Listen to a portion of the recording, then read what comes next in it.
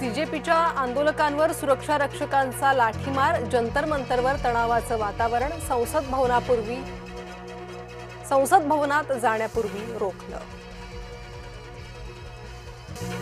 पहिल्याच दिवशी संसदेच्या अधिवेशनात विरोधक आक्रमक, नीट पेपर फुटी, राम मंदिर चोरीवर चर्चा करण्याची मागणी।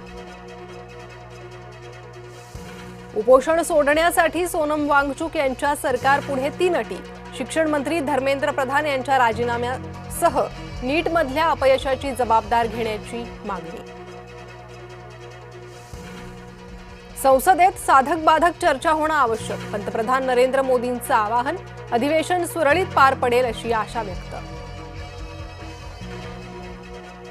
बीडमध्ये काहीही घडलं की नाव माझंच, सततच्या आरोपांवर धनंजय मुंडेंनी व्यक्त केली खंत, वारंवार होणाऱ्या आरोपांमुळे अस्वस्थ झाल्याचीही दिली माहिती। मुंबईला पाणी पुरवठा करणाऱ्या 7ही तलाव क्षेत्रात पावसाची संततधार, गेल्या 24 तासात 1.5% पाणी वाढ, एकूण साठा 52%वर। सातारा जिल्ह्यात पावसाचं जोरदार पुनरागमन, पाटण आणि महाबळेश्वर परिसरात मुसळधार, कोयना धरण क्षेत्रात पाण्याची वेगानं आवक।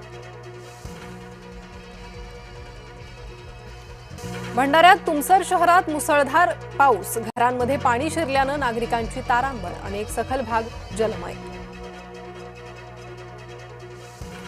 पुणे विभागात एफडीएची मोठी कारवाई, 10 हॉटेल्स, बेकरी आणि डेअरीचे परवाने निलंबित। पुणे विभागात एसटीकडून 10 कर्मचाऱ्यांचं निलंबन, 7 चालकांचाही समावेश, दारू पिऊन काम केल्याचा ठपका,